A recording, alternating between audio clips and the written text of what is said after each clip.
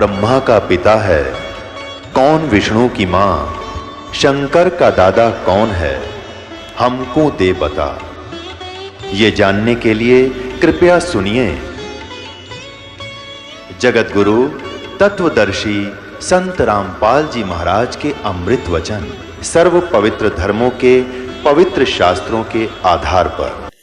आप जी को दास ने कथा सुनाई अभी कि परमात्मा जब बालक रूप में आए थे तो 25 दिन कुछ खाया पिया नहीं। उस समय प्रेरणा करी थी शिव भगवान से, वो शिव मंडल से आए, क्योंकि ये 3 लोक के ये यहाँ के प्रबंधक हैं, लेकिन ये देते हैं वर्कडन, जैसा कर्म किया वैसा ही फल मिलेगा। और ये सब कर रहे हैं उस परमात्मा के ही आदेश से, क्योंकि गीता अध्याय नंबर 15 के श्लोक नंबर 16-17 में स्पष्ट किया है, 3 पुरुष बताए हैं, सरपुरुष अक्षर पुरुष। ये तो इनके अंतर्गत जितने प्राणी हैं वो भी नाशवान और ये भी नाशवान। उत्तम पुरुष है तो अन्य 17वें श्लोक में कहा, 15वें अध्याय में। और परमात्मा अति उदारत है, ये लोग चर्यम आविश्य विवर्ती अवैश्वर है, जो तीनों लोकों में प्रवेश करके सबका धारण पोषण करता, वो है सबका मालिक। जैसे संसार रूपी उल्टे लटके हुए वृक्ष की जो मूल हैं वो सबका पूरे वृक्ष की धारण पोषण करता है, तो मूल रूप सारे संसार की जड़ पूर्ण परमात्मा कबीर जी हैं, वो परम अक्षर परम है। तो सबका जैसा यथा उनका आवश्यकता है उनको देने वाला संस्कार वश वही है, लेकिन ये प्रबंधक हैं यहाँ के। आपको पवित्र बाइबल में भी प्रमाणित किया था कि यही 3 जो देवता हैं फरिश्ते, यही पूरे अपने आत्मा तो वही है परमात्मा की, ये सबको संभालते हैं। तो शिव आए थे शिवपुरी से, तो गरीबदास मात जी के माध्यम से कबीर परमात्मा ने कहा था कि मैं अपनी वाणी का पुनः प्रकाश कराऊंगा। तब तक काल कबीर पंथ में घुस के काल के दूत और अपनी बुद्धि अनुसार कबीर सागर में कुछ परिवर्तन भी कर देंगे, और तो भी उसकी पुनरावृत्ति, उसकी अक्षति पूर्ति गरीबदास जी द्वारा पुनः यथार्थ ज्ञान प्रकट करवा के परमात्मा ने कराई थी। और उनके बाद क्योंकि गरीबदास जी के द्वारा भी परमात्मा ने निर्णायक ज्ञान नहीं दिया, उसमें भी ऐसे कोड वर्डों में दे रखा जो इस दास ने ही समझा है या गरीबदास ने समझा था, वो बताया नहीं किसी को। तो गरीबदास महाराज जी की जो वाणी है वो भी इस दास के ही समझ में आई है, इसी कबीर भगवान की कृपा से। तो उसको अब जो सारा कुछ अज्ञान हटाना था, अब इस दास के माध्यम से ही करवाना था भगवान ने। तो इन सब ग्रंथों को दास को समझाया कबीर परमेश्वर जी ने, और सब प्रमाण आपके रूबरू करके आपको भगवान पहचानवा दिया, पहचान बता दी कि कबीर साहब भगवान है। देखो यहाँ यहाँ लिखा है, और जिनको आप जिस सत्य मानते रहे वही लिखा है। तो इससे हमें ये आसानी से समझ में आ जाएगा।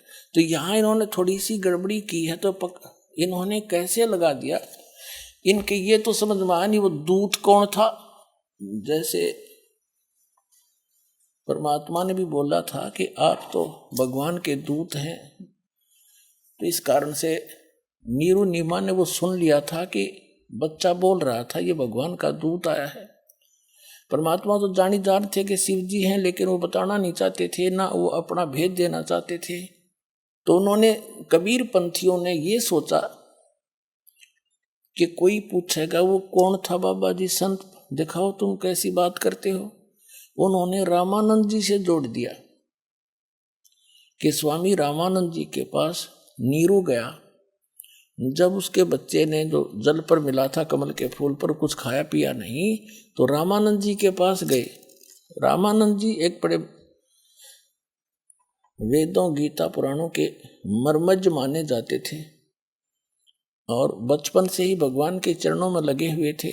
जब परमात्मा आए उस समय वो 99 ईयर ओल्ड थे, 99 वर्ष के हो चुके थे। तो रामानंद जी से जोड़ दिया इन्होंने कि कोई पूछेगा तो रामानंद जी से बात करी थी। यहाँ चर्चा रामानंद जी के, लेकिन कथा जो की तो है कि कंवारी गायों के दूध से मालिक की परवरिश हुई थी, ये हमने निर्णय करना है, निष्कर्ष ये निकालना। ये देखिए हम पढ़ रहे हैं कबीर सागर ज्ञान सागर में 74 पृष्ठ पे। अब हम यहां आगे कि रामानंद ध्यान चब धारा जुल्हा सो एक तब वचन उचारा। हाँ, तब जुल्हा मन कीन तिवाना रामानंद सो कई उत्पाना। मैं सुत पायो बड़ा गुणवंता कारण कौन बखे नहीं संता। कि मुझे एक बहुत गुणवंत बच्चा मिला है, सुंदर अच्छा, लेकिन वो खा पी नहीं रहा है, संत जी क्या कारण है। रामानंद ध्यान तब धारा जुल्हा सो तब वचन उचारा। पूर्व जन्म ते ब्राह्मण जाति हरि सेवा की नी भली भांति। कुछ तब सेवा हरि की चूका ताते भयो जुल्हा का रूपा। प्रीति प्रभु गए तोर लीनी ताते उद्यान में सुत तो दीना लीना। अब नूरी नीरू कहता है, ये नूरी नहीं है, मिसप्रिंट है। हे प्रभु जस की नो तस पायो आरत, यानी संकट निवारण के अर्थ हो, आतुर आरत हो तो दर्शन आयो। सो कहिए उपाय गोसाई बालक अक्षुदा वंश भूखा है कुछ खाई। रामानंद युक्ति विचारा तुम सुत कोई ज्ञानी अवतारा। तेरा पुत्र जो है ये कोई ज्ञानी अवतार है, अच्छी आत्मा है। बछिया जाही बैल नहीं लागा, सोले ठाड करो ते ही आगा। रामानंद जी ने कहा कि एक बछिया लिया जिसको बैल ने टच ना किया हो, अर्थात कंवारी गायें। सोले ठाड करो ते ही आगा, उसके वहां लाकर खड़ी कर देना। दूध चले ते ही थनते दूध ही धरो छिपाई। अक्षुदावंत जब होए ताको ता कह देव खवाई। इसका अर्थ है कि बच्चिया ले आओ, फिर वह दूध देगी, उसको छुपा के रख लेना, भूखा हो जब खा लेगा। जुल्हा एक बच्चिया ले आवा, और चलो दूध कोई मर्म न पावा। चलो दूध जुल्हा हरसाना, राख छिपाई कहो नहीं जाना। सुन, ये तो आगे है। अब यहां कहते हैं दूध तब पीवत नाम कबीरा, और खिलत संग संत संग मत धीरा। अब कहने का भाव ये है, हमने सिर्फ इतना समझना चाहिए, हमने इतना ही पर्याप्त है कि परमात्मा जब आए उनकी परवरिश की लीला कंवारी गायों से हुई। गरीबदास साहिब जी ने क्या कहा, अनब्यावर को दूहत है दूध दिया तत्काल। कंवारी बछिया को दूहत है, आशीर्वाद दे दिया, और दूध दिया तत्काल। पीवे बालक ब्रह्म गति ता शिव भय दयाल। 7 बार चर्चा करी, बोले बालक बैन। शिव को कर मस्तक रखा, ला मोमिन एक धैनु, यानी कुंवारी गाय लिया। तो हमने ये निष्कर्ष देखना है, क्योंकि सबसे ज्यादा ऑथेंटिक हमारे ये 2 ग्रंथ हैं, 3। एक तो पवित्र वेद, पवित्र हिंदू धर्म के जो पुण्यात्माएं हैं उनके लिए वेद, पवित्र 4 वेद, पवित्र 18 पुराण, पवित्र श्रीमद् भगवत गीता, ये एक अमर ग्रंथ समझ लो हमारे। इनमें जो लिखा हो भगवान की लीला लिखी है पवित्र वेदों में और पवित्र श्रीमद् भगवत गीता में, एक जैसा ज्ञान है, मिलता जुलता। पवित्र पुराण जो है वो अन्य ऋषि महर्षियों के अपने अनुभव हैं, वो यदि वेदों से नहीं मिलते हैं तो वो कच्चे ही कच्चे हैं, वो कंप्लीट नहीं है, उनके सतर का ज्ञान है। और वेद और गीता गॉड गिवन ज्ञान है, तो जो गॉड गिवन है वो सही है। और कबीर सागर में भी गॉड गिवन ज्ञान, और गरीबदास साहिब जी को समय लेकर के वापस छोड़ा, वो गॉड गिवन ज्ञान।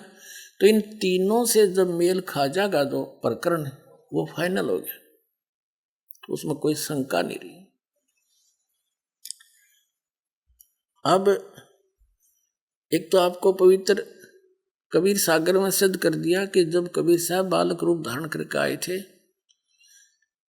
बछिया ताही बैल नहीं लागा, वो कुंवारी बछिया, उस बछिया के दूध से माल परमात्मा की परवरिश की लीला हुई थी। अब गरीबदास जी की वाणी भी आपको बता दी। उन्होंने परमात्मा को देखा, उनके से प्राप्त दिव्य दृष्टि से उन्होंने पूर्व की घटनाओं को लिखा। जैसे तुलसीदास जी ने श्री रामचंद्र जी की सब घटनाएं रामायण लिखी और सबको मान्य है। और अब हम आपको दिखाते हैं वेदों में कि वेदों में परमात्मा के गुण हैं, वो कैसी लीला करता है। और आंखों देखा उन महापुरुषों ने कि हु इज गॉड। तो हमने परमात्मा को पहचानना है कि कौन है वो भगवान जो हमारे संकट को दूर कर सकता है, जन्म और मृत्यु के रोग से हमें बचा सकता है और हमारे ऊपर इस वर्तमान के जीवन में जो भी हमारी किस्मत में, भाग्य में, प्रारब्ध में संकट लिख रखे हैं, हमारे पाप कर्मों का संयोग है, उनसे हम दुखी हैं, उनको कौन नाश कर सकता है, कौन उनसे दुखों से बचा सकता है और कौन हमें यहाँ काल के जाल से निकाल सकता है। तो वो केवल एक ही परमात्मा है, कबीर परमात्मा, जिसको हम सतपुरुष भी कहते हैं और उसको परम अक्षर ब्रह्म भी कहा है गीता जी में। और उसको अकाल मूर्त सब स्वरूपी राम, सत्य पुरुष कहो, सतपुरुष कहो, ये कबीर परमेश्वर जी की ही उपमात्मक उपाधि के नाम है। जैसे अपने भारत या अपने देश के प्रधानमंत्री जी का शरीर का नाम तो कुछ भी होता है, लेकिन प्रधानमंत्री उनका रैंक का नाम होता, पद का। ऐसे ही परम अक्षर ब्रह्म, सत्य पुरुष, अकाल मूर्त और ये पूर्ण ब्रह्म, ये कबीर साहब के उपमा के नाम है, पदवी के, और स्वयं का उनका नाम अल्लाह अकबर कबीर देव है।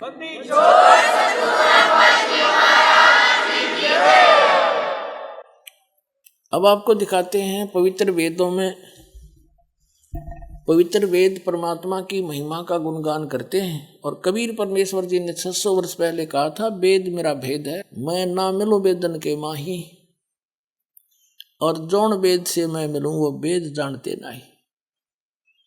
परमात्मा ने 600 वर्ष पहले कहा था कि ये वेद, चारों वेद मेरा भेद है, मेरी ही महिमा बताते हैं। लेकिन इन वेदों में ऋग्वेद, यजुर्वेद, सामवेद और अथर्ववेद, इन वेदों में मेरे पाने की, तुम्हें पूर्ण मोक्ष प्राप्त होने का विधि नहीं है। तो इसलिए इन वेदों में वर्णित विधि से मेरी प्राप्ति नहीं हो सकती। लेकिन वेद गुणगान मेरा ही कर रहे हैं। तो पुण्यात्मा, हु इज गॉड, अब पता लग जाएगा। देखो, ये ऋग्वेद है, मंडल 9 और 10 इकट्ठा ही अनुवादित है। ये कहाँ से छपा है? सार्वदेशी कार्य प्रतिनिधि सभा, महर्षि दयानंद भवन, रामलीला मैदान, नई दिल्ली। और ये इसके अनुवादक हैं, मुद्रक हैं Prince offset printers 1510 Pataudi house, Daryaganj, नई दिल्ली से। अपने आत्माओं, एक सबसे बड़ी आश्चर्य की बात है कि इन वेदों के अनुवाद करता है महर्षि दयानंद सरस्वती जी के चेले और महर्षि दयानंद स्वयं। और ये सभी मानते हैं परमात्मा निराकार है, किसी एक स्थान पर नहीं रहता, वो तो सर्वव्यापक कण कण में विद्यमान है। ये तो उनका अपना अनुभव है और वेदों को वो सत्य मानते हैं। अनुवाद भी उन्होंने कर रखा है। यदि ये दास अनुवाद करता, ऐसे ही करना था, इससे भी अच्छा करना है। लेकिन ये लोग आपको इस बात से भ्रमित कर देते कि रामपाल संस्कृत नहीं जानता, इसने वेदों के अनुवाद करने का पता नहीं। तो ये बात आपके भी कुछ अवश्य विश्वास में आ जाती कि ये तो हो सकता है। और यही बिजली गिरी रही आज तक। जब परमात्मा आए थे कबीर जी, वो सारा ज्ञान बताया करते थे। हम ही अलख अला हैं कुतुब गोस और पीर, गरीबदास खालिक धनी हमरा नाम कबीर। ए स्वामी सृष्टा में सृष्टि हमारे तीर, दास गरीब अधर बसूं मेरा नाम कबीर। और कबीर साहब कहा करते, ये ब्रह्मा विष्णु महेश नासवान है, इनकी जन्म मृत्यु होती है, इनकी पूजा से तुम्हें मोक्ष नहीं हो सकता। और ये तुम्हारे भगवान देवता तुम्हारे संकट का निवारण नहीं कर सकते, ये अपना ना कर सके। श्री राम के ऊपर कितने कष्ट आए, वनवास हुआ, सीता का जी का अपहरण हुआ, पत्नी का, रावण के साथ लट्ठम लट्ठा करोड़ों आदमी मर गए, वापस लाए, अग्नि परीक्षा लेकर वापस लाया सीता जी को। और फिर एक धोबी के कहने से 2 और 3 वर्ष के बाद उसको निष्कासित कर दिया कि तू मेरे काम की नहीं। बच्चे कहीं गर्भवती पत्नी को घर से निकाल देना एक बुद्धिमान व्यक्ति के काम है। भाड़ में जाए सी मर्यादा, क्या मर्यादा हुई जब स्वयं हजारों व्यक्तियों के सामने परीक्षा लेकर ले अग्नि में, यदि अग्नि में जल गई तो कलंकित है, अग्नि नहीं जलाई तो तू सोने जैसी है, निष्कलंक है। और नहीं जली थी सीता माता, और फिर भी एक धोबी के कहने थे, और उसको निकाल दिया कि मैं लोगों की जो है इन व्यंग का सामना नहीं कर सकता। कोई बात हुई या फिर क्या, किसा तो न्यायकारी राजा था और किसा भगवान था। तो पुण्यात्मा, और फिर श्री कृष्ण जी के देख लो, जेल में जन्म हुआ, मामा दुश्मन हो गया, कदे जरासिंह लट सेना लेकर आया, कदे कोई काले वना चढ़ाई कर दी। और अंत कैसा हुआ श्री कृष्ण जी का, कलेजा मुंह को आ जाओ, जो उनकी पढ़ कर देख लो आप। सारा परिवार उनकी आंखों के आगे कट कर मर गया। पोते पाते जी न देख देख कर फूले नहीं समाओ थे, शांति से रह रहे थे, बड़ा मेरा खानदान चल गया, सामने कुलनाश हो गया उसका। तो परमात्मा कहा करते, जिनकी तुम पूजा करते हो ये अपने भी प्रारब्ध में परिवर्तन नहीं कर सकते, वो मैं हूं, वो परमात्मा। परमात्मा कहा करते, हम ही अलखला है कुतुब गौस और पीर। ये सृष्टि सृष्टा में हम, सृष्टि हमारे तीर, दास गरीब ऊपर रहता हूं, अदर बसूं ऊपर ऊर्ध्व स्थान पर, मेरा नाम कबीर, अवगत सत कबीर। तो उस समय इन संस्कृत भाषा के ज्ञाताओं ने इसी बात से हमें भगवान से दूर रखा कि कबीर साहब एक दुल्हा वर्ण में प्रगट है और ये शिक्षा ग्रहण नहीं कर सका। ब्राह्मण ही एक वर्ण शिक्षा ग्रहण करने का अधिकारी था, संस्कृत के पढ़ने का, और नहीं पढ़ सकते थे। और वो ब्राह्मण लोग, गुरु लोग कहा करते थे, ऋषि आचार्य शंकराचार्य, के कबीर झूठा है, ये क्या जाने सदग्रंथों वेदों और पुराणों और गीता के गूढ़ रहस्यों को, और ये तो संस्कृत भाषा में लिखे। तो प्रत्येक आदमी के, उनके शिष्यों का भी ये पक्की होगी, कबीर साहब वेद नहीं जान सकते, यही फेल हो गए। अरे भगवान थे वो, इतना सुख दिया करते, 64 लाख से सोए थे, वैसे नहीं हुए, सबको सुख दिया था जब 64 लाख उनके चरणों में आए थे 600 वर्ष पहले। 64 लाख से ना कोई मीडिया था, ना कोई ऐसी पुस्तकें थी जो लिख के भेज दिया करते थे। तो उनको सबको आशीर्वाद दे देकर अपने शरणों में लगाए, उनको भक्ति से चार्ज किया परमात्मा ने, वाणी सुना सुना के ज्ञान दिया, उनके दुख दूर किए। तो उस दृष्टिकोण से तो वो मानने थे कि कबीर जी में कोई शक्ति है, लेकिन यह दिमाग में ना चढ़ेगी भगवान है। और जब तक भगवान नहीं मान लेंगे कबीर साहब को, हम पार नहीं हो सकते।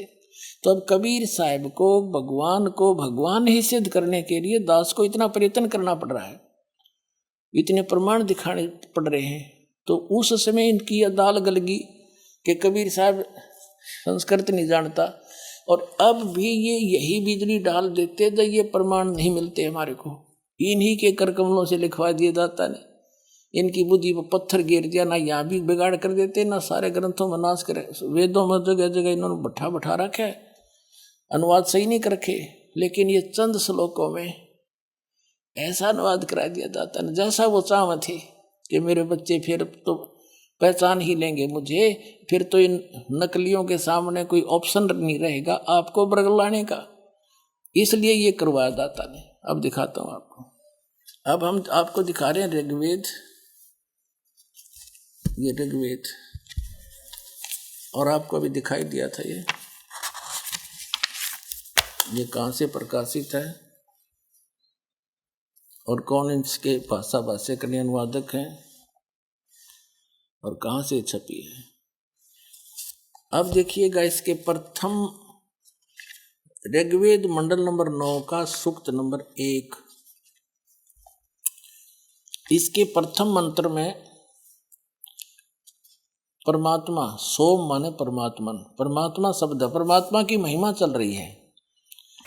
और फिर देखो मंत्र नंबर 2 में,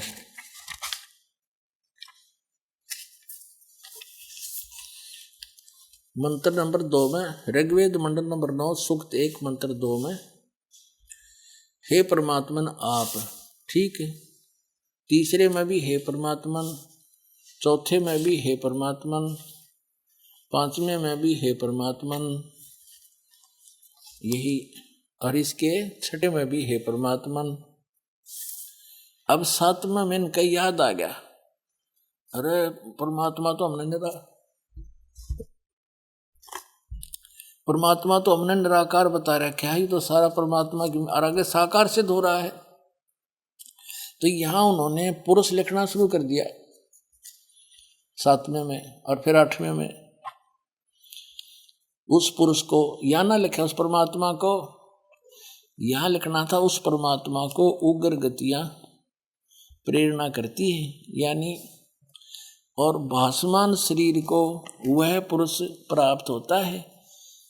पुरुष माने परमात्मा। अब पुण्यात्माओं, ये इतना अड़ंगा अड़ा दिया इन लोगों ने, अज्ञान कर दिया, आपके हृदय में भर दिया अज्ञान ठोक ठोक के, और हजारों वर्षों से हम ये लोक वेद नावल सा पढ़ते आ रहे थे। अब उस पुराने रंग को हटाने के लिए पहले तो रेग मारा कर पेंटर, और फिर ओरिजिनल पेंट करता है। तो पहले दास चाहता है कि आपके हृदय में जो अविश्वास भरा हुआ है कि कबीर भगवान नहीं हो सकता, और जिनको आप में ऋषि मान्या करते, जिन ग्रंथों को आप सही मानते थे, उन्हीं में से दिखाना पड़ेगा कि पुरुष माने क्या है, ये क्या मानते हैं। पुरुष माने तो सीधा ही परमात्मा होता है। जैसे गीता जी अध्याय नंबर 15 के श्लोक 16 और 17 में 3 पुरुष हैं, एक सर पुरुष यानी सर भगवान, एक अक्षर पुरुष अक्षर भगवान, और तीसरा उनसे अन्य है उत्तम पुरुष, पुरुष कहो ब्रह्म कहो। लेकिन यहाँ पुरुष माने पूर्ण परमात्मा की तरफ संकेत है। एक यजुर्वेद है, और इसी आर्य समाज के प्रवर्तक महर्षि दानंद जी का ही अनुवादित है ये।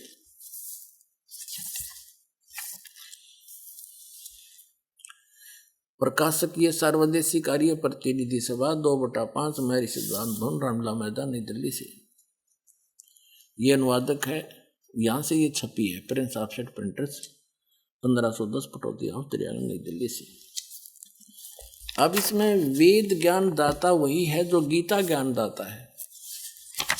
वेद ज्ञान दाता वही है जो गीता ज्ञान दाता है। गीता अध्याय नंबर 8 के श्लोक नंबर 13 में गीता ज्ञान दाता कहता है, ओम इति एकाक्षरम ब्रह्म व्यवहारण माम अनुसमरण यह परियाति तदंदेहम सयाति परमाम गतिम। मुझ ब्रह्म का, श्री कृष्ण में प्रवेश करके बोल रहा है वो काल ब्रह्म, मुझ ब्रह्म का केवल एक मंत्र है, नथिंग एल्स, इसके अतिरिक्त कुछ नहीं।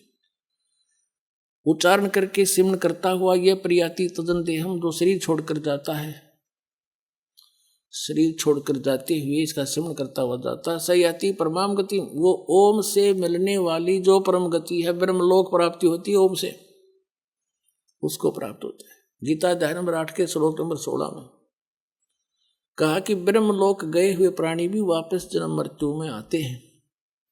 गीता ज्ञानदाता अध्याय नंबर 2 के श्लोक नंबर 12 में, अध्याय नंबर 4 के श्लोक 5 और 9 में, पर गीता अध्याय नंबर 10 के श्लोक नंबर 2 में स्पष्ट करता है कि अर्जुन तेरे और मेरे बहुत जन्म हो चुके हैं, तू नहीं जानता मैं जानता। इसलिए गीता अध्याय नंबर 18 के श्लोक नंबर 62 में कहा कि अर्जुन तू सर्वभाव से उस परमेश्वर की शरण में जा, उसकी कृपा से तू परम शांति को और सनातन परम धाम को प्राप्त हो गया। श्रीमद् भगवद गीता अध्याय नंबर 15 के श्लोक नंबर 4 में कहा है कि तत्वदर्शी संत की प्राप्ति के उपरांत उसके पश्चात परमेश्वर की के उस परम पद की खोज करनी चाहिए जहां जाने के बाद साधक कभी लौट कर संसार में नहीं आते, और जिस परमात्मा ने सब संसार रूपी वृक्ष को की रचना की है, यानी सब ब्रह्मांडों की रचना की है, और उसी की भक्ति कर और की नहीं। तो यहाँ वही प्रमाण है, वेद भी उसी ब्रह्म के द्वारा क्या था कि परमात्मा ने जो कुछ भी इसमें लिखना था, कबीर परमेश्वर जी ने सब कुछ वेद में लिख के इसके अंतःकरण में फीड कर दिया। जैसे एक मोबाइल से दूसरे मोबाइल में 10-20 घंटे का मैटर फैक्स हो जाता है, एक दूसरे में चला जाता है, ऐसे उस परमात्मा ने फीड कर दिया। और वो ऐसे ही जो कुछ भी इसने अपने सत्र का ज्ञान देना था, उसके बारे में जानकारी देनी थी, वो सारा लिख दिया। तो ये ब्रह्म गीता यजुर्वेद हम देख रहे हैं, हम देख रहे हैं, ये यजुर्वेद हम पढ़ रहे हैं 44वां अध्याय 40वां अध्याय है, और इसके 15वां मंत्र में वही गीता अध्याय नंबर 8 के श्लोक नंबर 13 वाला विवरण है। वायु अनिलम अमृतम अथिदम भस्मांतम शरीरम ओम करतो समर किलवे समर करतुम समर, ये 15वां श्लोक मंत्र है। इसमें क्या लिखा है, ये अनुवाद करता महर्षि दयानंद, इसने तड़ंगा करण मतलब था, पता था ही नहीं इसने ज्ञान का। अब इस कर्तों का अर्थ लिखा है कर्म करने वाले जीव तू शरीर के छूटते समय ओम इस नाम वाच्य ईश्वर को स्मरण कर। इसने नो नहीं कर लिखा कि ओम का स्मरण कर ना, ओम ओम ओम बिना लिखा है कि इस ओम नामक लिख देता। इस नाम वाच्य इस ओम नाम जिसका है उसका स्मरण कर। बता, इसका अर्थ सीधा बढ़ता है कि ओम करतो समर कलवे समर करतुम समर, इस ओम को तीनों के साथ लगाना है। अनुवाद करता ने शरीर छोड़कर जब जाएगा, शरीर भस्म होगा अंत में तेरा, उस समय इस ओम नाम का सिमरण काम करते करते कर, विशेष तड़प के साथ कर, और अपना मूल कर्तव्य जानकर मनुष्य जीवन का इस ओम का सिमरण कर। अब ये तो ज्ञान दे दिया वेद ज्ञानदाता ने अपने सत्र का। और यजुर्वेद अध्याय नंबर इसी 40 के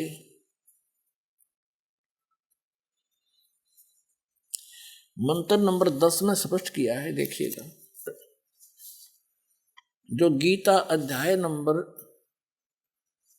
4 के श्लोक नंबर 34 में कहा कि अर्जुन उस तत्व ज्ञान को तू तत्वदर्शी संतों के पास जाकर समझ, उनको दंडोत प्रणाम करने से, कपट छोड़कर उनकी नम्रतापूर्वक उनसे प्रसन्न करने से वो तत्वदर्शी संत तुझे उस तत्व ज्ञान का उपदेश करेंगे। तो यहाँ उसी का है जो का तो रेफरेंस है। देखो वेद ज्ञानदाता कह रहा है 40वां अध्याय 10वां मंत्र, ये अनुवाद करता महर्षि दयानंद। इसने तड़ंगा करना तो मतलब था, फिर भी सच्चाई छुपी नहीं। हे मनुष्यों जैसा हम लोग, अब मनुष्यों और हम लोग अलग अलग होया करें, बिना अकल की बातें। हे मनुष्यों जैसे हम लोग कौन हो गया? मनुष्यों को संदेश दिया जा रहा है। धीराना मन मेधावी योगी विद्वानों से जो वचन सुनते हैं, धीराना माने तत्वदर्शी संतों से, ये लिखना था। चाहिए मेधावी विद्वान कह लो, योगी। धीराना माने तत्वदर्शी संतों से जो वचन हम सुनते हैं, जो वे लोग हमारे प्रति विचक्षरे व्याख्यान पूर्वक कहते, विस्तार से कहते हैं, वे लोग संभवात संयोगजन्य कार्य से अन्यत एवं और ही कार्य व फल आहु कहते हैं। असंभवात माने उत्पन्न नहीं होने वाले कारण। इसका सीधा सा अर्थ है असंभवात माने उत्पन्न नहीं होता, संभवात माने उत्पन्न होता है। अब इसका अर्थ ये बनता है कि कोई तो अन्य आहो, कोई तो कहता है कि परमात्मा जन्म लेता है, उत्पन्न होता है संभवात, और कोई कहता असंभवात वो जन्म लेता ही नहीं, निराकार है। कहते इस सारे व्याख्यान को, इस बात को तुम भी सुनो। किससे सुनो कि हे मनुष्य लोगों, जैसे मेधावी योगी विद्वानों से यानी तत्वदर्शी संतों से जो वचन सुनते हैं कि वो सच्चाई बताते हैं, उनसे सुनो। कोई तो उत्पन्न होने वाला कहते हैं, कोई ना उत्पन्न होने वाला कहते हैं भगवान को। यथार्थ ज्ञान ये तत्वदर्शी संत बताते हैं, उनसे सुनते, इसको तुम उनसे सुनो। अब ये सिद्ध हो गया कि वेद ज्ञान दाता भी अपने आप को अल्पज्ञ कहता है कि वो तत्वदर्शी संत ही बताते हैं। वो तत्वदर्शी संत कौन सा ज्ञान बताते हैं? जो सच्चिदानंद घन ब्रह्म अपने मुख से आकर बोलता है। गीता अध्याय नंबर 4 के श्लोक नंबर 32 में स्पष्ट किया है कि सच्चिदानंद घन ब्रह्म की वाणी में ये सभी धार्मिक यज्ञों यानी अनुष्ठानों की जानकारी विस्तार के साथ की गई है, और उसमें बड़ा विस्तृत विवरण है, वो तत्व ज्ञान है। फिर चौथे अध्याय के 34वें श्लोक में कहा कि उस तत्व ज्ञान को तू अर्जुन तत्वदर्शी संतों से जाके पूछ। यानी गीता ज्ञान दाता भी असमर्थता व्यक्त कर रहा है कि मैं नहीं जानता उस तत्व ज्ञान को। तो पुण्यात्माओं, वो तत्वदर्शी संत ये दास बना कर भेज रखा कबीर भगवान ने। अरे अपना काम बना लो, अग्रम मगरम छोड़ दो।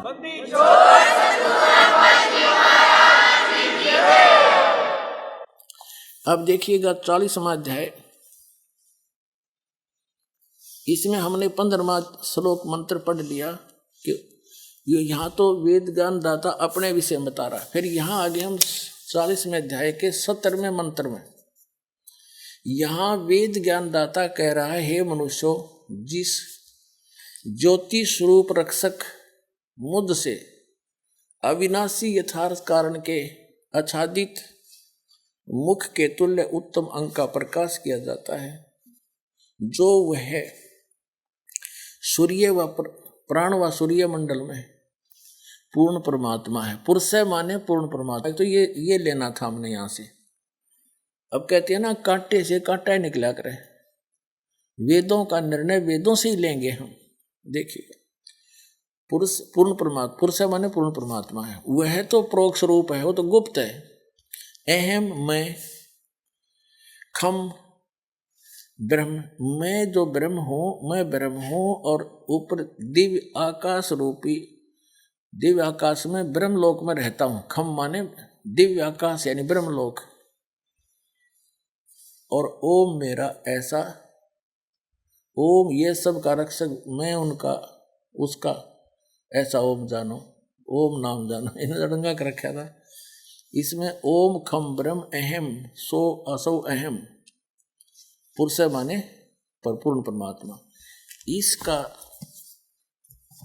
इस 2 मंत्रों का सीधा सा अर्थ बनता है कि पहले तो इसने अपने विषय में बताया कि मेरा ब्रह्म का ओम नाम है, और वो परमात्मा गुप्त है, प्रोक्ष है, अवगत है, अविगत, उसकी गत कोई नहीं जानता, और उसकी वो तो गुप्त है, और पुरुष माने परमात्मा है, और मैं खम ब्रह्म, मैं ब्रह्मलोक में रहता हूं। अब जैसे देवी भागवत में हिमालय राजा को श्री देवी जी कहती है कि राजन, तो सब बातों को छोड़ दे और किसी की पूजा मत कर, इवन मेरी भी। उस ब्रह्म की पूजा कर, ओम उसका नाम है, उसका जप कर, उसके जप से ब्रह्म को पाने का उद्देश्य रख, ओम नाम का जप कर, उस ब्रह्म को पा जाओगे। वो ब्रह्म दिव्य ब्रह्म लोक में रहता है, दिव्य आकाश में। या खम अहम ब्रह्म जो है, यो कहता मैं ब्रह्म दिव्य खम्ब, उस दिव्य आकाश रूप ब्रह्म लोक में रहता हूं।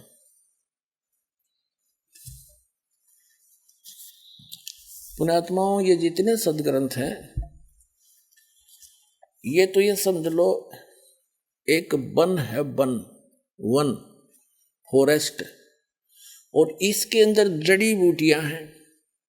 जड़ी बूटियों को जानकार वैद्य निकाल लाता है, बाकी वन का हमने क्या करना हुआ, अपना रहा रहेगा। उसमें से जड़ी निकाल लाता है, औषधि बनाकर रगड़ कर दे देता है, रोग नाश हो जाता है। तो जानकार ही इन सदग्रंथों से ये तत्व निकाल सकता है। ये देखिएगा,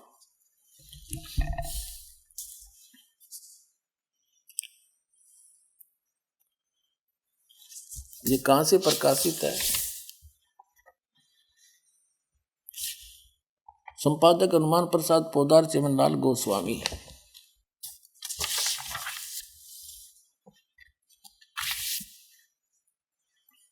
मुद्र के गीता प्रेस, गोरखपुर वाले। इसके 562 पृष्ठ पर आपको ले चलते हैं। ये 7वां स्कंद है और ये संक्षिप्त देवी भागवत 562 पृष्ठ से हम शुरू करते हैं। देवी के द्वारा हिमालय को ज्ञानोपदेश, ब्रह्म स्वरूप का वर्णन। श्री देवी जी कहने लगी, पर्वतराज, उस ब्रह्म का क्या स्वरूप है यह बतलाया जाता है, जो प्रकाश स्वरूप आदि आदि। फिर हम यहाँ आ जाते हैं 563 पर, अपने मतलब की बात करेंगे। यहाँ लिखा है कि उस एकमात्र परमात्मा को ही जाने, दूसरी सब बातों को छोड़ दे। अपनी पूजा को भी छोड़ने के लिए देवी कह रही है। यही अमृत रूप परमात्मा के पास पहुंचाने वाला पुल है। संसार सागर से पार होकर अमृत स्वरूप परमात्मा को प्राप्त कराने का यही एक सुलभ साधन है। जिस प्रकार, ये छोड़ दें, इस आत्मा का ओम के जप के साथ ध्यान करो। इससे अज्ञान में अंधकार से सर्वथा परे और संसार सागर समुद्र से उस पार जो ब्रह्म है उसको पा जाओगे, तुम्हारा कल्याण हो। ओम नाम का जाप कर और ब्रह्म की प्राप्ति के लिए उद्देश्य रख, उसको प्राप्त कर लोगे। वो कहाँ रहता है? ये देखिए, वह है यह सबका आत्मा ब्रह्म, ब्रह्म लोक रूप दिव्य आकाश में स्थित है। अब जैसे ये महर्षि दानव अटपट मार रहा है, अहम वो मैं हूँ, वो वैसे है, जो मेरा नाम, उसका सीधा अर्थ है कि खम ब्रह्म अहम। खम ब्रह्म यानी वो ब्रह्म, ये आपने पढ़ लिया। दिव्य आकाश रूपी, दिव्य आकाश में उस ब्रह्म लोक में रहता है वो ब्रह्म। वो दिव्य आकाश कहो, ब्रह्म लोक कहो, खम्भ कहो, खम्भ माने आकाश भी होता है। वो दिव्य आकाश में रहता है, और खम्भ माने स्वर्ग सथल भी होता है, तो वहां रहता है। अब हम जो प्रसंग चला था उसी पर आते हैं।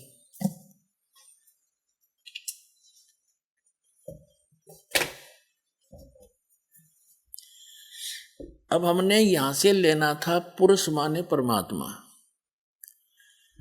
और ये वेद ज्ञान दाता ब्रह्म है। ये कहता मैं ब्रह्म हूं, अहम खम ब्रह्म,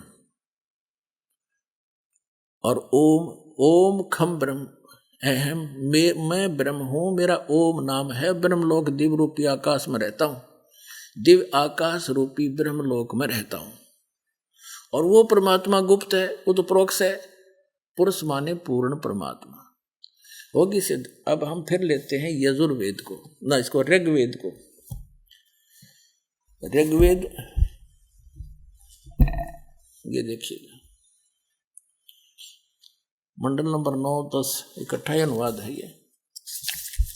ये आपको दिखाया था, वही प्रकाशक हैं, ये अनुवादक हैं, ये इसके मुद्रक हैं। अब इसके हम फिर आ जाते हैं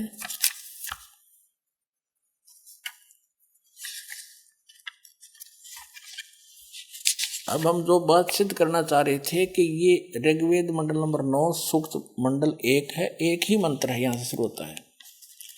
इसमें भी इन्होंने अमर सोमान अमर परमात्मा भी है, ये देखो सोमान परमात्मा, तो परमात्मा की महिमा चली है। ऋग्वेद मंडल नंबर 9 सूक्त 1 के मंत्र 2 में भी परमात्मा, हे परमात्मन, 3 में भी हे परमात्मन, 4 में भी हे परमात्मा, परमात्मा जिक्र है, 5 में भी हे परमात्मा, और यहाँ 6ठे में भी फिर हे परमात्मा, और 7वां में शर्मा गए। यहाँ पुरुष लिखना शुरू कर दिया क्योंकि आगे साकार परमात्मा का वर्णन आ रहा था। और 8वें में भी यहाँ उस पुरुष को, उस पूर्ण ब्रह्म को, अब पुरुष माने वो पूर्ण परमात्मा लिख रहा है। यजुर्वेद अध्याय नंबर 40 के मंत्र नंबर 17 में अपने कर कमलों से दयानंद जी अनुवाद कर रहे हैं और लिख रहे हैं पुरुष माने पूर्ण परमात्मा। तो यहाँ पुरुष माने हम पूर्ण परमात्मा लेंगे। उस पूर्ण परमात्मा को उग्र गतियां प्रेरणा करती हैं और भासमान शरीर को वह पुरुष वो परमात्मा प्राप्त होता है। ये तो भासमान थे, इनकी अपनी सोच है। क्या इसका अर्थ क्या है कि जिस समय जैसे गीता जी के अंदर लिखा है अध्याय नंबर 4 के श्लोक नंबर 7 में कि यदा यदा ही धर्म से गलानी भवती भारत, कि जब धर्म के प्रति नफरत हो जाती है, अधर्म बढ़ने लग जाता है, तब मैं अपने अंश अवतार भेजता हूं उस अधर्म का नाश करने के लिए, पुनः शांति स्थापित करने के लिए। तो पुण्यात्माओं, ये तो जो काल ब्रह्म है, ये तो उसका विधान है। जैसे श्री राम श्री कृष्ण अवतार रूप में भेज दिए उसने, परशुराम जी, उन्होंने कैसे शांति स्थापना की। जैसे परशुराम जी ने अक्षत्रियों को मारा था, सबको काट डाला कतई, और उनके मरने से शांति कहाँ हुई, अशांति बढ़ गई। उनके बच्चे अनाथ हुए, उनको खाने की समस्याएं हुई। जैसे रावण को मारा था भगवान श्री रामचंद्र जी ने, करोड़ों बहन विधवा हो गई थी, बच्चे अनाथ हो गए थे, खाक शांति स्थापित हुई। एक रावण तो मर गया, फिर शांति तो शांति तो और बढ़ गई, हाहाकार मच गई, बालक अनाथ हो गए, औरतें अंडे धक्के खाती, न जाने किन दुष्टों ने उनको तंग किया, तो क्या शांति हुई। ऐसे ये महाभारत के युद्ध में बोला धर्म की अधर्म की, धर्म पर भी धर्म की अधर्म पर विजय, खाक विजय थी। दो भाइयों के आपस में प्रॉपर्टी का बंटवारा था, दुनिया मरवा डाली, हरने का बड़ा अधर्म और धर्म की लड़ाई थी। क्या खाक लड़ाई थी। उसका शर्मदरन था युधिष्ठिर, क्यों खेल रहा था जुआ, अपनी पत्नी भी ला दी दाव पर। ऐसे नालायक आदमी देखे नहीं हमने। अरे पट पट मारा दिमाग जो है ना भूस भर गया हमारे अंदर। वो कोई कथाएं थी।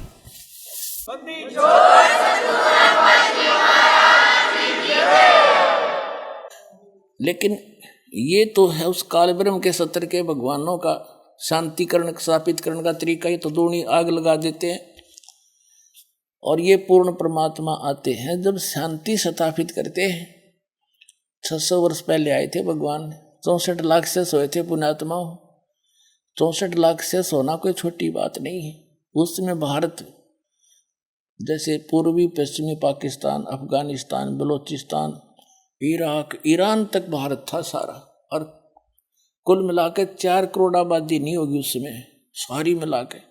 और उनमें से 64 लाख से हिंदू और मुसलमान दोनों बन गए थे। कोई छोटी बात नहीं है। और सबको परमात्मा ने ऐसा ज्ञान दिया था, फूक फूक कर कदम रखते थे, कोई जीवन ऐसा नहीं करते थे, कोई किसी को दुखी नहीं करते थे, भगवान से डरने वाले बन गए थे। तो वो असर ईब तक था 50-60 वर्ष पहले, जब तक हम छोटे छोटे थे। हम खूब देखा करते, कितनी आपस में प्यार था, भाइयों का, रिश्तेदारियों की कितनी कदर होती थी। अरीब तो ब्याह पाछा वो है, और फोन पे ले जा ले लड़की वाली सासू का, ये मेरी छोरी जो है ना, जो है पानी का दूध नहीं पीवेगी, देख ले तो ध्यान रखिए। जान तो पहला लड़ाई भेज देगी। ये कोई बात है।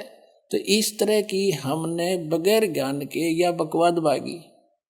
और अब वो स्थिति आ रही है, आप देख रहे हो समाचार पत्रों में, राजा लोग भ्रष्ट, जजों के ऊपर उंगली उठ रही है भ्रष्ट। यानी अधिकतर किसी ने देख ले, किसी ऑफिस में जाकर देख ले, और कहीं देख लो आपस में भाई बंटवारे में भाईचारा रहा, यानी एक माया दिखा, आग लगी पड़ी है। तो कहते हैं उस परमात्मा को वो उग्र गतियां, उसमें ऐसी परिस्थितियां हो जाती हैं, वो परमात्मा अपने बच्चों को पुनः शांति स्थापित करने के लिए आता है और ज्ञान को आधार बनाता है। परमात्मा की भक्ति देकर उनको वो सुख देता है जो वो भौतिक सुख भी चाहते हैं, उनको भी भगवान से ही आधार बनाकर उनको दिलाता है। और चोरी ठगी करने वालों के होने वाले पापों से परिचित कराता है। फिर वो पुण्यात्मा ज्ञान को समझ के किसी का बुरा नहीं कर सकते। हम छोटे छोटे थे ना, कोई गलती करता ना, नो क्या करता, तेना पाप लगेगा, ऐसा मत करना, वो वहीं छोड़ देता था बच्चा। और अब चाहे कुछ भी कह दो इस बच्चे ने, नो का होने दे, लगन दे, डर रहा नहीं। तो ये अब फिर से परमात्मा की दया हुई है, हाहाकार मचा, तो इस दास को भेज दिया, भगवान नहीं आए थे, तो यही भी शांति फिर होगी।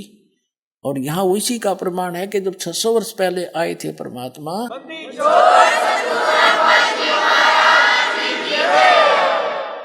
तो ये उस समय की बात है जब परमात्मा स्वयं आते हैं कि उग्र गतियां, ऐसी उग्र भयंकर परिस्थितियां हो जाती हैं, जो परमात्मा का यह आना अनिवार्य होता है। अपने बच्चों को पुण्य सेट करता है, बुराइयों से बचाता है, पापों से लदने से बचाता है। ये ज्ञान दिलाता देता है भगवान के तुम किसको अपना मान कर और बिरानी आग में जलन लग रहे, जो मिलना वो तुम्हारे मस्तिष्क में पूर्व लिखा हुआ है, इससे अधिक नहीं ले सकते, इससे कम नहीं रहेगा। पर ये दृढ़ता से कोई बताने वाला मिला ही नहीं हमने। और फिर भगवान ने, कबीर साहब वो समझ सकती है, यदि आपको आवश्यकता है और आप पर कोई ऐसी समस्या आ गई और आपके भाग्य में नहीं है, तो भी देगा यूँ भगवान, क्योंकि ये समझ सकती है। तो भगवान से जो लाभ मिलेगा,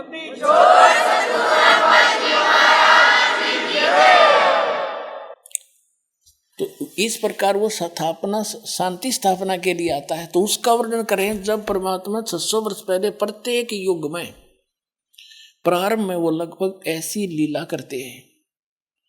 600 वर्ष पहले आए थे, बालक रूप धारण किया था, जो आपको प्रमाण दिया, और 25 दिन कमल के फूल पर आकर विराजमान हुए। 25 दिन के हो गए, कुछ खाया पिया नहीं। फिर कुंवारी गायों से उनके उस परमात्मा के जो परवरिश की लीला हुई थी, वो प्रमाण करना चाह रहा है दास, इतना लंबा चौड़ा इतिहास बता करके। अब देखो ऋग्वेद मंडल नंबर 9, ऋग्वेद मंडल नंबर 9 सूक्त 1 और मंत्र हम 8 पर आगे हैं। उस पुरुष को, उस पूर्ण परमात्मा को उग्र गतियां यानी ऐसी भयंकर परिस्थितियां प्रेरणा करती हैं। फिर वह परमात्मा बांकुरम यानी सुंदर शरीर को धारण करता को वह पूर्ण परमात्मा प्राप्त होता है। सुंदर शरीर, छोटा सा बालक रूप धारण करके आता है। और कैसे?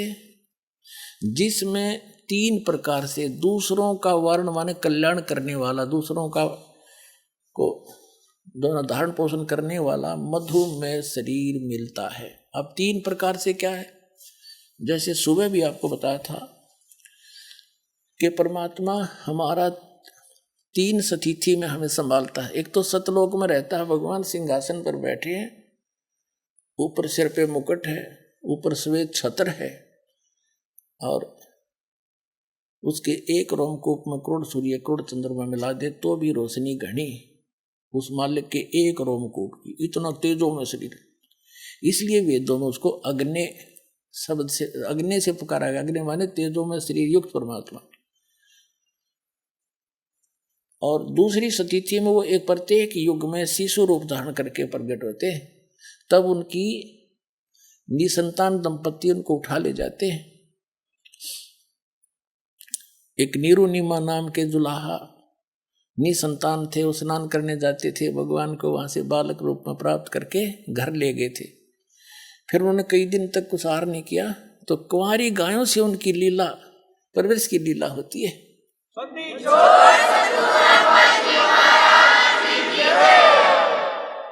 तो ये तो दूसरी प्रकार का। फिर वो भगवान लीला में शरीर से बड़े होते हैं। 5 वर्ष की आयु में ही बड़े बड़े विद्वानों के छक्के छुड़ा देते हैं। महर्षि रामानंद जी 1 नंबर के विद्वान माने जाते थे। 1400 शिष्य बना रखे थे ऋषि ब्राह्मण। जो उनके शिष्य होकर प्रचार किया करते थे, उसके छक्के छुड़ा दिए थे ज्ञान में, वेदों और गीता के आधार से। तो उस बचपन से ही वो अपना ज्ञान प्रचार शुरू कर देता है। फिर तीसरी स्थिति में कहीं पर भी साधु संत का रूप बनाकर ऋषि का, जैसे महात्मा का, बाबा जी का, अपने आकर के पुण्यात्माओं को मिलते हैं, उनको ज्ञान देते हैं और उनको अपने से परिचित करा करके और अपने ज्ञान का आधार बनाकर उनको आगे प्रचार के लिए प्रेरणा देते हैं। तो अब हम प्रसंग चल रहा है कि जो दूसरी स्थिति का शरीर वो प्राप्त करते हैं, बालक उसी स्वरूप धारण करके आते हैं। उस समय उस पूर्ण परमात्मा के प्रवेश की लीला कुंवारी गाय से होती है, जो वेद बताते हैं और उनकी जिनने ये लीला की है। तो who is God? Kabir is God, वही गॉड जिसकी वेद लीला बताओ और जिसने ऐसी कर रखी है। आइए अब हम उन श्रद्धालुओं के अनुभव जानते हैं जो जगत गुरु तत्वदर्शी संत रामपाल जी महाराज जी से दीक्षा प्राप्त कर चुके हैं तथा उनके द्वारा बताए गए भक्ति मार्ग पर चल रहे हैं। सर नमस्कार। सर क्या नाम है आपका? नाम चंद्रशेखर दास। चंद्रशेखर जी, आप कहाँ से आए हैं? पिंड कोट, तहसील गढ़शंकर, जिला हुशियारपुर। सर संत रामपाल जी महाराज से कब से जुड़े आप? मैं 2013 से 5 मई 18 तारीख को। सर संत रामपाल जी महाराज की शरण में आने से पहले आप क्या भक्ति साधनाएं करते थे? देखो जी, ਅਸੀਂ ਪਹਿਲਾਂ ਮੰਦਰਾਂ 'ਚ ਜਾਈਦਾ ਸੀਗਾ, ਜਿੱਦਾਂ ਮੰਨੀਦਾ ਸੀਗਾ ਇਹਨਾਂ ਨੂੰ। ਫਿਰ ਉਸ ਤੋਂ ਬਾਅਦ ਸਾਨੂੰ ਸਤਸੰਗ ਮਿਲੇ ਰੂਹਾਨੀ ਕੇਂਦਰ ਵਾਲਿਆਂ ਦੇ, ਅਤੇ ਉੱਥੇ ਅਸੀਂ ਜੁੜੇ 2008 ਤੇ। ਰੂਹਾਨੀ ਕੇਂਦਰ ਵਾਲਿਆਂ ਨਾਲ ਅਸੀਂ ਸਾਡੇ ਸਾਰੇ ਘਰਦਿਆਂ ਨੇ, ਪਰਿਵਾਰ ਨੇ ਨਾਮਦਾਨ ਲਿਆ। ਸਾਨੂੰ ਉੱਥੋਂ ਉਲਟੇ ਫਾਇਦੇ ਤਾਂ ਕੀ ਹੋਣੇ, ਉਲਟੇ ਨੁਕਸਾਨ ਹੋਣ ਲੱਗ ਪਏ। ਅਤੇ ਉਹ ਤੋਂ ਬਾਅਦ ਨਿਰੰਕਾਰੀਆਂ ਤੋਂ ਨਾਮਦਾਨ ਲਿਆ। ਨਿਰੰਕਾਰੀਆਂ ਦੇ ਸਤਸੰਗ ਸੁਣਨ ਗਿਆ, ਉਹ ਕਹਿੰਦੇ ਵੀ ਜੋ ਅਸੀਂ ਪ੍ਰਮਾਤਮਾ ਦਿਖਾਲਦੇ ਹਾਂ। ਅਤੇ ਮੈਂ ਕਿਹਾ ਚਲੋ ਸਤਸੰਗ ਸੁਣਿਆ। ਸਤਸੰਗ ਸੁਣਨ ਤੋਂ ਬਾਅਦ ਕਹਿੰਦੇ ਵੀ ਆਇਓ ਪ੍ਰਮਾਤਮਾ ਦੇਖਣਾ। ਅਤੇ ਉੱਥੇ ਜਦੋਂ ਵੀ ਕਹਿੰਦੇ ਵੀ ਆਹ ਪ੍ਰਮਾਤਮਾ ਹੈ, ਅਤੇ ਉਹ ਜਾਣੀ ਕਿ ਇਹ ਸ਼ਬਦ ਦਿੰਦੇ ਕਿ ਤੂੰ ਹੀ ਨਿਰਾਕਾਰ, ਮੈਂ ਤੇਰੀ ਸ਼ਰਨ, ਮੈਨੂੰ ਬਖਸ਼ ਲਈ। ਅਤੇ ਉਸ ਤੋਂ ਬਾਅਦ ਦਿव्य ਜੋਤੀ ਜਾਗਰਤ ਵਾਲਿਆਂ ਨਾਲ ਵੀ ਜੁੜਿਆ। ਉਹ ਕਹਿੰਦੇ ਵੀ ਅਸੀਂ ਪ੍ਰਮਾਤਮਾ ਦਿਖਾਲਦੇ ਹਾਂ। ਚਲੋ ਮੈਂ ਕਿਹਾ ਤੁਸੀਂ ਪ੍ਰਮਾਤਮਾ ਦਿਖਾ ਲਓ। ਅਤੇ ਉੱਥੇ 10 ਸਤਸੰਗ ਸੁਣੇ ਘੱਟੋ ਘੱਟ। ਉਹ ਜਾਣੀ ਕਿ ਕਹਿੰਦੇ ਕਰਮ ਜੋ ਕੁਛ ਹੈ ਕਰਮ ਹੀ ਆ। ਅਤੇ ਉਹਦੇ ਵਿੱਚ ਗੀਤਾ ਦੇ ਵਿੱਚ ਲਿਖਿਆ ਵਾ, ਕਹਿੰਦੇ 11ਵੇਂ ਅਧਿਆਇ 'ਚ ਵੀ ਅਰਜਨ ਤੇ ਕੋਈ ਦਿव्य ਦ੍ਰਿਸ਼ਟੀ ਹੈ ਨਹੀਂ, ਵੀ ਲੈ ਤੈਨੂੰ ਮੈਂ ਦਿव्य ਦ੍ਰਿਸ਼ਟੀ ਪ੍ਰਦਾਨ ਕਰਦਾ। ਵੀ ਜੋ ਦੇਖਿਆ ਉਹ ਕਹਿੰਦਾ ਵੀ ਹਜ਼ਾਰਾਂ ਸੂਰਜਾਂ ਦਾ ਪ੍ਰਕਾਸ਼ ਇੱਕੋ ਸਮਾਨ ਇੱਦਾਂ ਚੜ੍ਹ ਗਿਆ। ਅਤੇ ਉਹ ਜਾਣੀ ਕਿ ਕਹਿੰਦੇ ਵੀ ਇਹ ਭਗਤੀ ਸੱਚੀ ਆ। ਪਰ ਉੱਥੋਂ ਇਹ ਡਿਕਲੇਅਰ ਹੋ ਗਿਆ ਵੀ ਜਿਹੜੀ ਗੀਤਾ ਹੈ ਸੱਚੀ ਆ। ਜਿੱਦਾਂ ਹੁਣ ਰੂਹਾਨੀ ਕੇਂਦਰ ਵਾਲਿਆਂ ਨਾਲ ਜੁੜੇ ਸੀਗੇ ਜਾਂ ਹੋਰ, ਇਹਦੇ ਨਾਲ ਸਾਨੂੰ ਇਹ ਨਾ ਅਸੀਂ ਡਿਸੀਜਨ ਲੈ ਸਕਦੇ ਸੀਗੇ ਵੀ ਸਾਡੇ ਸਤਿਗ੍ਰੰਥ ਸੱਚੇ ਆ ਜਾਂ ਝੂਠੇ ਆ। ਹਾਲਾਂਕਿ ਅਸੀਂ ਸਾਡੇ ਸਤਿਗ੍ਰੰਥਾਂ ਦੀ ਭਗਤੀ ਕੋਈ ਹੋਰ ਹੈ, ਇਹਨਾਂ ਦੀ ਜਿਹੜੀ ਜਿੱਦਾਂ ਰਾਧਾ ਸਵਾਮੀ ਆ, ਰੂਹਾਨੀ ਕੇਂਦਰ ਵਾਲੇ ਆ, ਨਿਰੰਕਾਰੀ ਆ, ਇਹਦੇ ਸਾਰਿਆਂ ਦੀ ਭਗਤੀ ਹੋਰ ਹਿਸਾਬ ਦੀ ਆ। ਔਰ ਦਿव्य ਜੋਤੀ ਜਾਗਰਤ ਵਾਲੇ ਕਹਿੰਦੇ ਵੀ ਅਰਜਨ ਤੇ ਕੋਈ ਦਿव्य ਦ੍ਰਿਸ਼ਟੀ ਹੈ ਨਹੀਂ। ਉਹ ਫਿਰ 3 ਮਹੀਨੇ ਆਪਾਂ ਇਹਦੀ ਭਗਤੀ ਵੀ ਕੀਤੀ, ਸਭ ਕੁਛ, ਪਰ ਮਨ ਨੂੰ ਕੋਈ ਸ਼ਾਂਤੀ ਨਹੀਂ ਮਿਲੀ, ਨਾ ਕੋਈ ਦੁਆ। ਮੈਂ ਸ਼ਰਾਬ ਪੀਂਦਾ ਸੀਗਾ, ਸ਼ਰਾਬ ਨਹੀਂ ਸਾਤੋਂ ਛੁੱਟੀ। ਬੀੜੀਆਂ ਮੈਂ ਪੀਂਦਾ ਸੀਗਾ, ਲਾਭ ਕੋਈ नहीं ਹੋਇਆ, ਉਲਟੇ ਨੁਕਸਾਨੇ ਹੁੰਦੇ ਰਹੇ। तो फिर सर आप संत रामपाल जी महाराज की शरण में कैसे आए? ਮੈਨੂੰ ਸਤਸੰਗ ਮਿਲਿਆ ਸੁਣਨ ਨੂੰ ਸੰਤ ਰਾਮਪਾਲ ਜੀ ਮਹਾਰਾਜ ਦਾ 9:10 'ਤੇ ਜੀ ਜਾਗਰਣ ਚੈਨਲ 'ਤੇ। ਮੈਂ ਖੂਬ ਸ਼ਰਾਬ ਪੀਤੀ ਸੀਗੀ। ਉਹ ਗਿਆਨ ਜਾਣੀ ਕਿ ਮੈਨੂੰ ਉੱਥੇ ਪਰਮਾਤਮਾ ਉਸ ਭਗਵਤੀ ਪੁਰਾਣ ਖੁੱਲ੍ਹਿਆ ਸੀਗਾ, ਵਿਸ਼ਨੂੰ ਦੀ ਸਤੁਤੀਆਂ ਸੀਗੀਆਂ। ਵਿਸ਼ਨੂੰ ਸਮਾਧੀ ਲਾ ਕੇ ਬੈਠਾ ਸੀਗਾ ਅਤੇ ਬ੍ਰਹਮਾ ਨੇ ਪੁੱਛਿਆ ਵੀ ਮਹਾਰਾਜ ਕਰਦੇ ਧਰਦੇ ਤੁਸੀਂ ਆ, ਵੀ ਤੁਸੀਂ ਕਿਹਦੀ ਭਗਤੀ ਕਰਦੇ ਆ? ਅਤੇ ਉਹ ਵਿਸ਼ਨੂੰ ਜੀ ਨੇ ਕਿਹਾ ਵੀ ਮੈਂ ਦੇਖੋ ਵੀ ਜੱਗ ਇਹੀ ਸੋਚਦਾ ਵੀ ਮੈਂ ਹੀ ਕਰਦਾ ਧਰਦਾ, ਪਰ ਮੈਂ ਨਹੀਂ ਕੁਛ ਵੀ ਕਰਦਾ, ਮੈਂ ਮਾਤਾ ਦੇ ਅਧੀਨ ਰਹਿੰਦਾ। ਅਤੇ ਜਦੋਂ ਇਹ ਮੈਂ ਚੀਜ਼ਾਂ ਪੜ੍ਹੀਆਂ, ਦੇਖਿਆ ਉੱਥੇ, ਫਿਰ ਮੈਨੂੰ ਪਤਾ ਲੱਗਿਆ ਵੀ ਪਰਮਾਤਮਾ ਕਬੀਰ ਸਾਹਿਬ ਹੈ।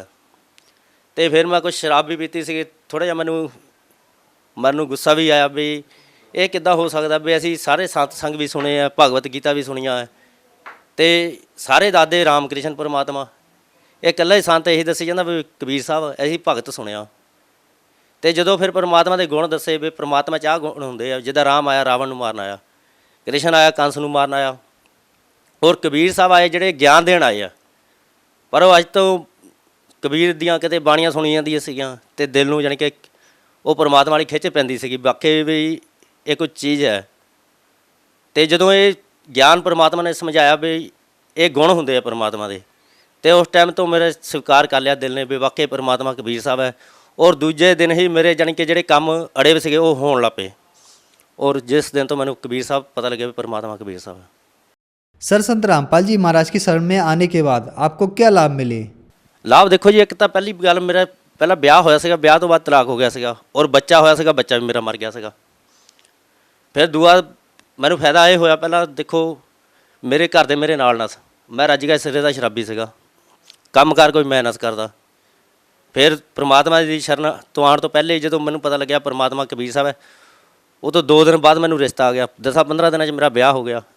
ਪ੍ਰਮਾਤਮਾ ਦੀ ਦਇਆ ਨਾਲ ਅੱਜ ਮੇਰੇ 2 ਬੱਚੇ ਆ, ਔਰ ਨਸ਼ੇ ਪੱਤੇ ਵੀ ਸਾਡੇ ਤੋਂ ਦੂਰ ਹੈ। ਸਾਨੂੰ ਪਹਿਲਾ ਨੰਬਰ ਪ੍ਰਮਾਤਮਾ ਦੀ ਸ਼ਰਨ 'ਚ ਆਉਣ ਨਾਲ ਗਿਆਨ ਹੋਇਆ ਵੀ ਉਹ ਪ੍ਰਮਾਤਮਾ ਕੌਣ ਹੈ। ਫਿਰ ਦੂਜਾ ਨੰਬਰ ਸਾਡੀ ਘਰ ਦੀ ਸਥਿਤੀ ਵੀ ਠੀਕ ਹੈ, ਨਹੀਂ ਤਾਂ ਇਸ ਘਰ ਤਾਂ ਉਜੜਿਆ ਹੋਇਆ ਸੀਗਾ। ਪ੍ਰਮਾਤਮਾ ਦੀ ਦਇਆ ਨਾਲ ਹਨੇਰਾ ਸੀਗਾ ਮੁਰੇ, ਫਿਰ ਸ਼ਰਾਬ ਤੋਂ ਬਿਨਾਂ ਸਾਡੇ ਕੋਲ ਹੋਰ ਚਾਰਾ ਹੈ ਨਾ। ਪ੍ਰਮਾਤਮਾ ਦੀ ਸ਼ਰਨ ਤੇ ਆਉਣ 'ਚ ਸਾਡੇ ਉਹ ਨਸ਼ੇ ਬੇਕਾਰ ਸਭ ਕੁਝ ਛੁੱਟ ਗਿਆ, ਸਾਨੂੰ ਗਿਆਨ भी होया। ਹੁਣ ਸਾਨੂੰ ਇਹ भी पक्का पता भी साडी मोक्ष भी पक्का होना।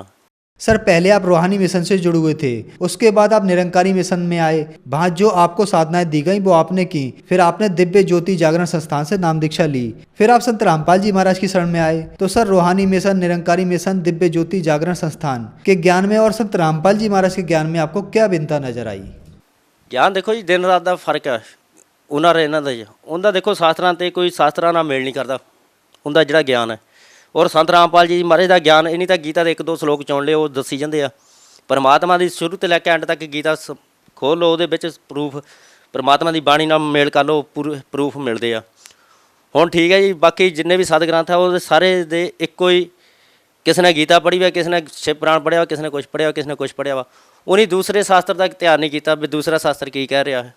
ਔਰ ਪਰਮਾਤਮਾ ਦੇ ਸਾਰੇ ਸ਼ਾਸਤਰਾਂ ਦੇ ਨਾਲ ਜਿੱਦਾਂ ਸੱਪ ਦੀ ਸਿੱਧੀ 'ਤੇ ਪੈਰ ਰੱਖਦੀ ਹੈ ਸੱਪ ਸਿੱਧਾ ਹੋ ਜਾਂਦਾ, ਇੱਦਾਂ ਇਹ ਸਾਰੇ ਸਦ ਗ੍ਰੰਥ ਪਰਮਾਤਮਾ ਨੇ ਸਿੱਧੇ ਕਰਤੇ ਵੀ ਜਿੱਥੇ ਤਾਈਂ ਗੀਤਾ ਦਾ ਗਿਆਨ ਹੈ ਗੀਤਾ ਦਾ, ਜਿੱਥੇ ਤਾਈਂ ਵੇਦਾਂ ਦਾ ਗਿਆਨ ਹੈ, ਉਹ ਤੋਂ ਉੱਪਰ ਪਰਮਾਤਮਾ ਕਬੀਰ ਸਾਹਿਬ ਦੀ ਬਾਣੀ ਹੈ, ਗਰੀਬਦਾਸ ਜੀ ਦੀ ਬਾਣੀ ਹੈ, ਉਹ ਸਾਰੇ परमात्मा ने सीधे करते। सर ऐसा कहा जाता है कि गुरु नहीं बदलना चाहिए। पहले आप निरंकारी मिशन, रूहानी मिशन, दिव्य ज्योति जागरण संस्थान से जुड़े और अब आपने संत रामपाल जी महाराज को गुरु बना लिया, तो क्या आपने गुरु बदलकर पाप तो नहीं किया? देखो जी, ਅਸੀਂ ਕੋਈ ਚੀਜ਼ ਲੈਂਦੇ ਆ 10 ਰੁਪਏ ਦੀ ਚੀਜ਼ ਲੈਂਦੇ, ਉਹਨੂੰ ਕਿੱਦਾਂ ਅਸੀਂ ਦੇਖਦੇ ਆ ਵੀ ਕਿਤੇ ਅਸੀਂ 10 ਰੁਪਏ 'ਚ ਵੀ ਲੁੱਟ ਨਾ ਹੋ ਜਾਈਏ। 100 ਰੁਪਏ ਦੀ ਚੀਜ਼ ਲਈਏ ਤਾਂ ਅਸੀਂ ਦੇਖਦੇ ਆ ਕਿਤੇ ਲੁੱਟ ਨਾ ਹੋ ਜਾਈਏ। 50 ਬੰਦਿਆਂ ਨੂੰ ਪੁੱਛਦੇ ਵੀ ਚੀਜ਼ ਸਹੀ ਹੈ ਜਾਂ ਗਲਤ ਹੈ। ਇਹ ਦੇਖੋ ਮਾਨਵ ਜੀਵਨ ਦਾ ਕਿਸੇ ਨੂੰ ਮੁੱਲ ਦਾ ਨਹੀਂ ਪਤਾ। 1 ਜੂਨ ਦੇ ਬਾਅਦ ਪਰਮਾਤਮਾ ਨੇ ਇਹ ਸਰੀਰ ਦਿੱਤਾ ਮਾਨਵ ਜੀਵਨ, ਇਹਦੇ ਵਿੱਚ ਤੁਸੀਂ ਪਰਮਾਤਮਾ ਨੂੰ ਪਾਇਆ ਜਾ ਸਕਦਾ। ਇਹਦੇ ਦੇਖੋ ਅਸੀਂ ਲੁੱਟ ਤੁਹਾਨੂੰ ਹੋਣਾ, ਇਹ ਤਾਂ ਨਕਲੀ ਅਸਲੀ ਨੋਟ ਦੀ ਪਰਮਾਤਮਾ ਨੇ ਨਿਸ਼ਾਨੀ ਦੱਸੀ ਆ। ਅਸੀਂ ਪਰਮਾਤਮਾ ਦੀ ਬਾਣੀ ਆ, ਜਬ ਤੱਕ ਗੁਰੂ ਮਿਲੇ ਨੇ ਸੱਚਾ ਚਾਹੇ ਇੱਕ ਕਰੋ ਚਾਹੇ ਕਰੋ 50। ਇਹ 'ਚ ਅਸੀਂ ਕੋਈ ਪਾਪ ਨਹੀਂ ਕੀਤਾ। सर जो लोग आज भी रूहानी मिशन, निरंकारी मिशन, दिव्य ज्योति जागरण संस्थान से जुड़े हुए हैं, उनको आप क्या कहना चाहेंगे? देखो मैं तो उन्होंने यही कहना चाहता भी झूठ का पैर नहीं होंगे आ, भी ये छड्डने पैने आ तुहानूं, चाहे अज छड्ड दिओ चाहे बाद छड्ड दिओ, इन्नी सहाई भी नहीं होना। हुण देखो संत रामपाल जी महाराज की शरण च आउण तो पहलां असीं इन्हां दा गुरुआं नाल भी जुड़े ते असीं सारियां भगतियां करदे सीगे, साडे फिर भी दुख ते दुख आंदे सीगे। ਹੁਣ ਪਰਮਾਤਮਾ ਦੀ ਦਇਆ ਨਾਲ ਅਸੀਂ ਹੋਰ ਕੋਈ ਭਗਤੀ ਵੀ ਨਹੀਂ ਕਰੀਦੀ ਕਿ ਸੰਤ ਰਾਮਪਾਲ ਜੀ ਮਹਾਰਾਜ ਦੇ ਜਿੱਦਾਂ ਉਹਨੀ ਭਗਤੀ ਦੱਸੀ ਉਸ ਹਿਸਾਬ ਨਾਲ ਅਸੀਂ ਚੱਲੀਦਾ। ਸਾਨੂੰ ਰੋਜ਼ ਨਵਾਂ ਸੁੱਖ ਆਉਂਦਾ, ਕਦੇ ਵੀ ਸਾਡੇ ਜ਼ਿੰਦਗੀ ਘਾਟਾ ਨਹੀਂ ਹੋਇਆ, ਵਾਧਾ ਹੀ ਹੋਇਆ। ਚਾਹੇ ਅਸੀਂ ਮਿੱਟੀ ਨੂੰ ਵੀ ਹੱਥ ਪਾਇਆ ਉਹ ਵੀ ਪਰਮਾਤਮਾ ਦੀ ਦਇਆ ਨਾਲ ਸੋਨਾ ਹੀ ਬਣਿਆ। ਇਹ ਪਰਮਾਤਮਾ ਦੀ ਤੁਸੀਂ ਪਛਾਣ ਕਰੋ ਔਰ ਸੰਤ ਰਾਮਪਾਲ ਜੀ ਮਹਾਰਾਜ ਦੀ ਸ਼ਰਨ 'ਚ ਆਓ। सर संत रामपाल जी महाराज से कैसे जुड़ सकते हैं? ਉਸ ਚੈਨਲ 'ਤੇ ਦੇਖੋ ਜੀ ਸਤਸੰਗ ਆਉਂਦਾ, ਉਹਦੇ ਥੱਲੇ ਇੱਕ ਪੀਲੀ ਪੱਟੀ ਆਉਂਦੀ ਆ, ਉਹਦੇ ਪਰ ਨੰਬਰ ਆਉਂਦੇ ਆ, ਜਿੱਥੇ ਜਿੱਥੇ ਦੇ ਸੰਪਰਕ ਹੈ ਉਹ ਨੰਬਰਾਂ 'ਤੇ ਸੰਪਰਕ ਕਰਨ ਤੇ ਉੱਥੇ ਨਾਮਦਾਨ ਲਿਆ ਜਾਂਦਾ। ਤੇ धन्यवाद सर। ਸਤਿ ਸ੍ਰੀ ਅਕਾਲ।